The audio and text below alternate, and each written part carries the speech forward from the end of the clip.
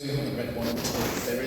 We'll have to be careful with doing spoilers and things, but I think mostly we can sort of talk about. Do you want to give us just a kind of brief outline of what do we expect in this book? Well, the previous two books, Daniel has found. I mean, the trouble, one of there's a technical issue, is that if you're writing a series of murder mysteries set in one place, before long you have the mortality rate of Midsummer, and you need to be careful about that. So the murders are sort of not rushing enough of it. And then Daniel, in the course of uncovering the truth of other people, also starts to uncover the truth of himself in ways which he hasn't really foreseen at all. In lots of ways, Daniel is a mystery, not only to others, but also to himself. And anyway, that begins to change, and he reaches this sort of crisis in his life. There's a sort of moment at the end of book 2 where all of a sudden he realises that he's made a massive mistake. And I'm interested in what happens to people who are, kind of purr around like Rolls Royces when all of a sudden they get knocked, something, destabilised. And that's what happens to Daniel. So what Daniel's done is he packs a bag and sets off in the middle of the night, this is completely unlike it, and drives to the monastery where he was once a novice. So Daniel has had 25 years in his past. But the monastery has always been the place where he's gone when he's needed to confront a difficult truth, or when he's felt unsure of himself.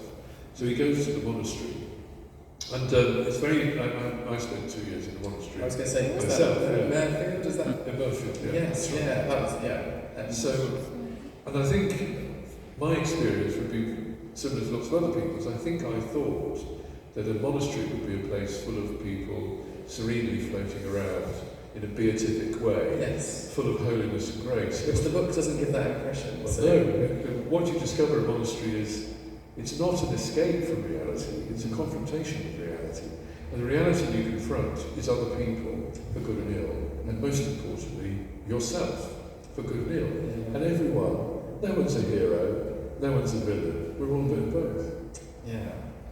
And it feels like a very fleshed out location. You can tell this isn't just a sort of a Disney idea of a monastery. This is something that has real ground in the book. Yeah, I think partly that's because I wanted to write about it because I think it's a form of life which is vanishingly unusual in our world, but it's incredibly valuable. And what's valuable about it is that you shut up. This is a big ask for someone like me, but in the discipline of silence, you learn to pay attention to things in a different way, and you discover that much of how we relate to each other is not through what we say or what we do, but just through tiny little things. And you spend a lot of time in silence in a very focused way in a monastery, just looking at things, and you become sensitive, I think, to sort of fluctuations of mood or meaning, and it's a very disciplined life.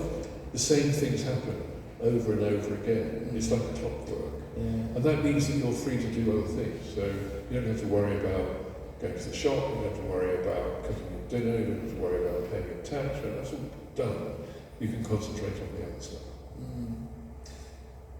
So I'm conscious that people are here hoping that they've maybe got burning questions. It might, so we will open. Have you run out of questions? I've got 4 pages notes. But we also knew about that this isn't the last book in the series. That we've also how many more books are to come have been sort of commissioned? Well, so I've just finished. In fact, yesterday I finished the 4th one on the train to Preston. So go me. So that's handed in, and that's a Christmas one. That's coming out for next Christmas. That's in October. And then book 5, I know where I'm going to go with book 5. And then I'm contracted for another 2 after that. Yeah. So there'll be 7 altogether. And then maybe some more of that. I don't know, I'm not running out of interest in it. And I'm enjoying. The other thing is I've always written non-fiction before, and I always love writing. But in fiction, you create an imaginary world, and you make up characters, and you put them in it. And then they start living their own lives in a rather interesting way. So each book stands alone, if you see what I mean, but there are also stories that inherit from the previous book, and stories that anticipate in the next book. So you're writing quite long storylines sometimes. Fantastic. Well, I'll pause there. So the way that we'll be doing this, I'll come around with the roving mic. If you've got a question, just pop your hand up. Being there, and I sensed that it was unique, distinctive. There's stuff you can take there which you can't take anywhere else. And then I reconnected with it. Mm-hmm. Wow. Yeah. Thank you. Hello. I sure. Is it that time you had a knighthood? That time A I knighthood. I missed that. A knighthood, Sarah. A knighthood. Don't put your money on that, sure. I was at a do the other night, and it was the Royal Academy annual dinner, and I was invited by Grayson Perry, who's a neighbour of mine where I live now. And Grayson was dressed up like Rain Spencer, so it was quite an extravagant costume he had. But then he's got a knighthood, and he had a little knighty thing round his neck. Then I bumped into somebody else who I used to know in the 1980s, and I looked at him and he had another little thing on, and he was also big knighted. I haven't even got St John's ambulance certificate, so I must have done something to displease their majesties, I'm not sure. No knighthood for me. Not yet. Not yet. Hi Richard, it's Benjamin. Do you think you're ever going to write another song? Will I ever write another song? That's an interesting question, actually. I mean, I don't know, is the short answer. But one of the things I've done since I've retired is I've gone really deep into music again. So when I'm at home, which is not as much as I would like it to be, because life has got surprisingly busier as I've got retired. But when I am at home, I spend a lot of time playing the piano. I've always loved playing the piano, and I've got some time now to really concentrate on that. So that's bash out the tune. So that's happening now, and I don't know. I've always loved music, really loved music, and I don't know. I'm trying to sort of do less really, because at 62 to be running around as I did when I was 22 is There you go. Thank you. is a bit mad. I don't know, maybe. Very good. Oh, right at the back. I'll come to the. Yeah.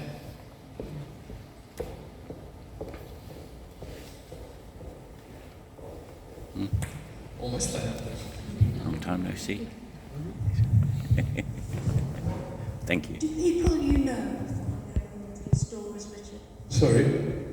Do people you know find their way to your stories? Well, it's a really good question, and I suppose the truthful answer is sort of. I mean, I'm really careful not to put real people into fiction, especially if it's parishioners, because you have a relationship with your parishioners which is a confidential one, and I wouldn't want to do anything which might embarrass anybody or, or unintentionally reveal too much.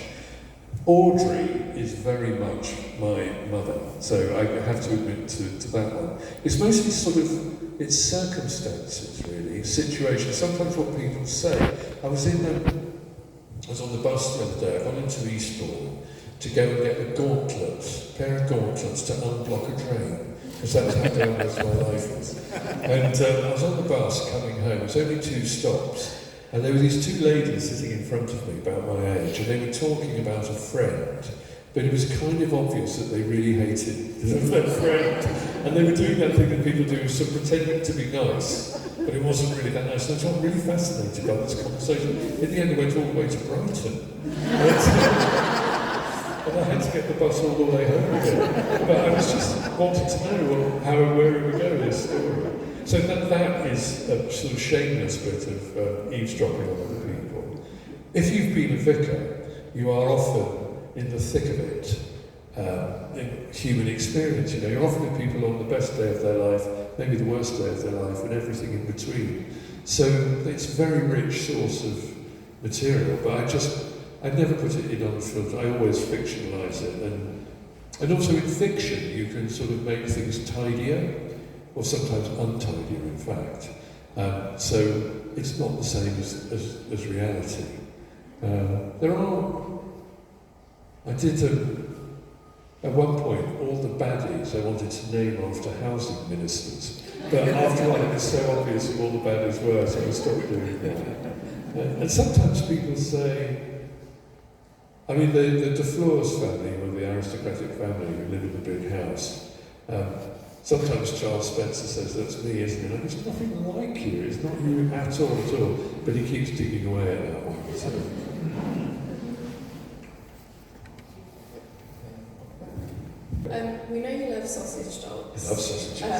My mum really wants a sausage dog, but we've never had a dog before. We have a cat. So we're wondering if you've got any advice whether we should get one, what's the temperament like? She doesn't really like yappy dogs, so she's wondering. Well, the American Kennel Club will tell you that the dog you are most likely to be bitten by of any breed is the Dachshund. So they're small dogs who don't know they're small. I mean, they were originally lurchers, we think, and they bred dwarfism into lurchers to make them long and low, because Dachshund means badger hound, and they were bred to hunt badgers, so they're hunting hounds, in fact. And I know they look cute and everything, but they don't know they look like that. So they're a handful. They're incredibly loyal, and that's the best thing about them. They will always be absolutely your best friend, and that's great. They're good fun. Health is sometimes a problem. They get a lot of back problems, and sometimes the breeding the field in which they breed is quite a small one, so you can get epilepsy, blindness, deafness, and so on. What I would say, if I were being entirely morally responsible, is it's best to get a rescue dog, actually. So many dogs are abandoned. And when you bond with a dog, you love the dog, if it's a mutt or if it's a pedigree, you know. But I've had 15 accents, and I've got two at the moment, and they're very old. One's 14 and one's 15, and they're kind of coming to the end of their time. So I'm thinking about, although I was in Morpeth yesterday, and somebody brought a Bedlington Terrier. Oh, such a lovely dog. So I don't know, but I mean, there's never a perfect dog. There's never a right time to get one, but you do get one, and you love the dog, and the dog loves you. But they're lovely. I love Dachshunds. They're great. Well, when I was trying to work out what questions we might be asked, I didn't have dogs on there as well, but you answered that brilliantly. I'm going to pass you over to the next question. Hi, Richard. Hi. You mentioned you've got a contract for 5 books, and it may go to 6 or 7. I've heard from other authors that they get influenced and pressured by their publishers to write books in a certain way, which obviously is going to sell. Do you get any pressure from your publisher, or are you given a complete free hand?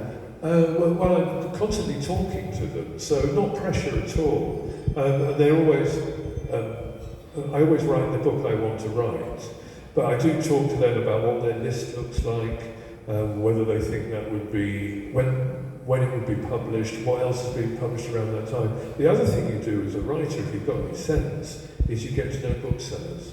Because the job is not just writing a book, but you want to write a book that ends up in a reader's hands, if you see what I mean. And it's booksellers who do that. So go and visit bookshops, go and get to know booksellers, go and see book reps and all that kind of, know the business really, because the book needs to be sold, not just written. And a lot of it's about this, is doing events and getting around and seeing people, which I love doing. If you're a writer who doesn't like doing this sort of thing, you're at a disadvantage, I think.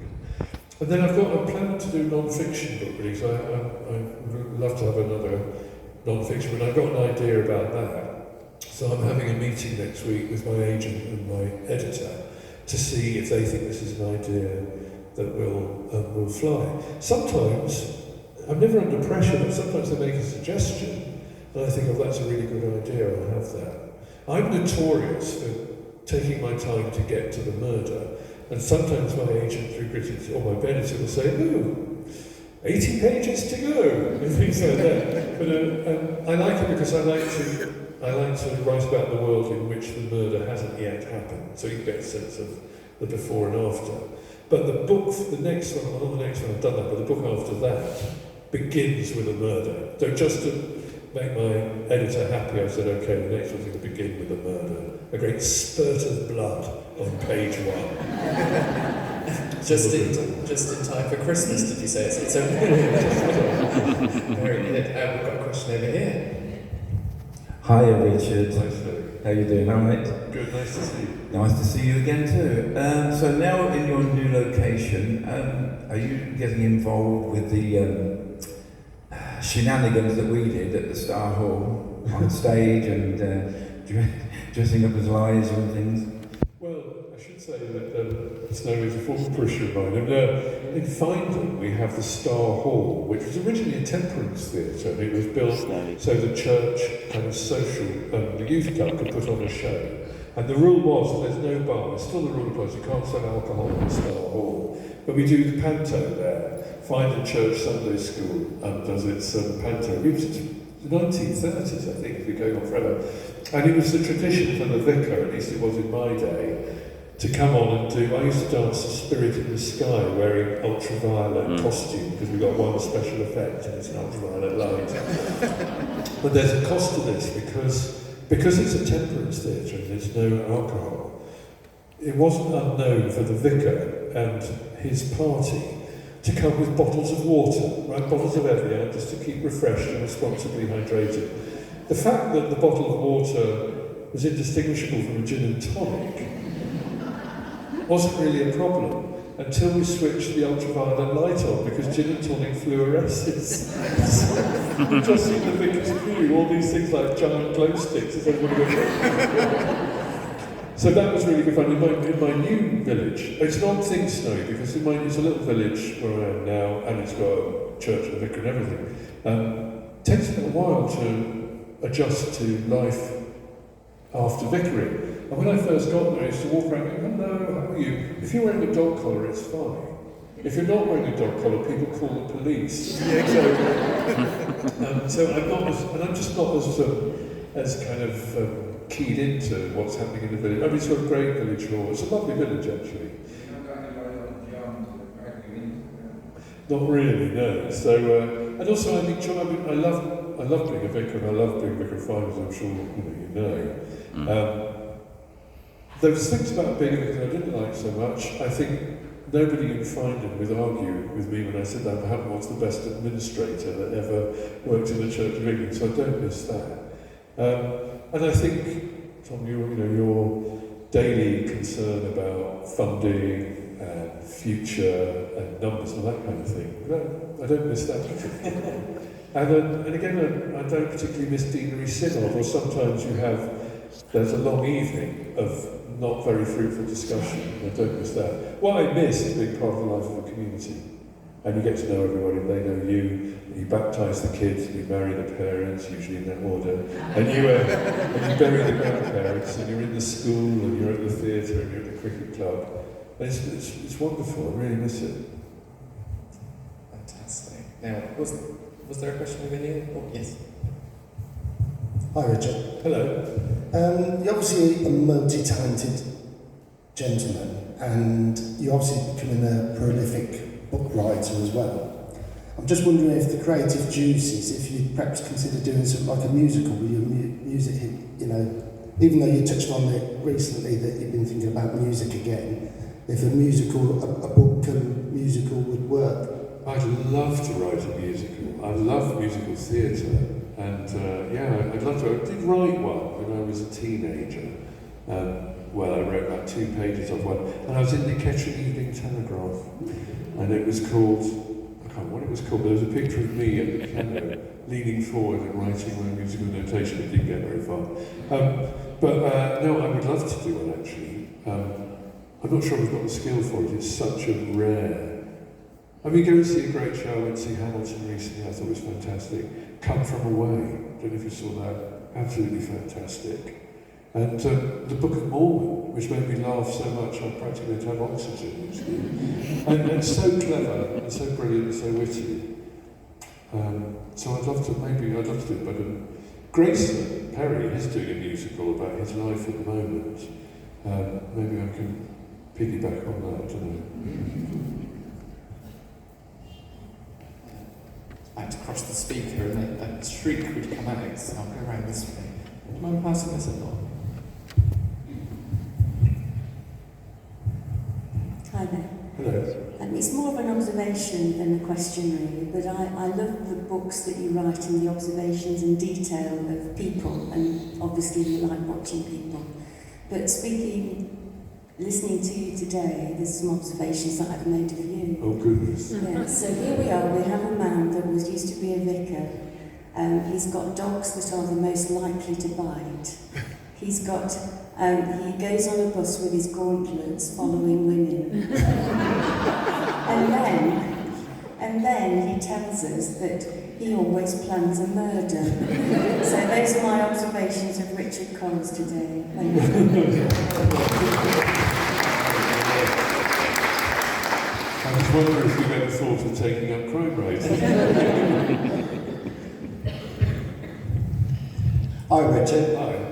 Following up from Snowy's comments about Finding, do you think you'd get John Reynolds to play you in a TV series? That would be great. I would really He's an like old that. school friend of mine, so... Well, if you see him, tell him, well, he's played everybody else, hasn't he? That's He's what I'm played thinking. Churchill, he's played everyone. He got you into drag as well, didn't he? Well, he didn't have to push too hard. I would say. We'd always end up, we'd always do shows at Findon, and Jonathan would nearly always get me in a wig and usually spotty tights or something. Yeah, He got me dressed as a nun once, I remember. I remember that, yes. Sister. No, well, I mean, one of the things I loved about Findon was the knees-ups we'd have at the Star Hall. It was just so much fun. Yeah. And it was proper community stuff. I mean, there were people like Pat Richardson who recently died, I'm very sorry to say, but, you know, Pat had worked on the pantomime since she was a girl. She sewed 120 costumes, you know? And then her grandchildren would be in the children's chorus. And there were people there who were in their 80s who'd been in the children's chorus when they were kids too. And I can remember when I was a boy going to Findon, and at Findon Panto, you know when they throw the sweets out, which is illegal now, but they still do it, of course. In those days it was Saxby's mini pork pies. I remember always getting a black eye for Christmas because I got Saxby's mini pork pie. But I mean, it's just a great. These are really good things. They bring people together. It is a great community. My aunt did costumes for Finding Panto for years. Really? And, yeah, and John Reynolds, obviously, is... Yeah, I mean, he is You fun. need someone like John in a parish like that. Yeah, what you need also to have is the places for people to put stuff on and for their energies and their talent. We used to do Findon's Got Talent, and there were just some fantastic things that happened at those shows. We loved it. And not always stuff that would get the golden buzzer on Britain's Got Talent, but who cares about Britain's Got Talent when you've got Findon me done?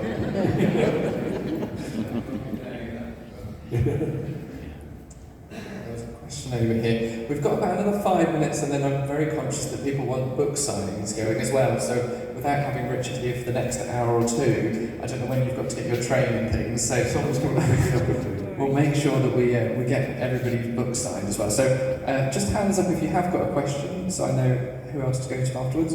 We've probably got time for one more afterwards, but otherwise this could be you.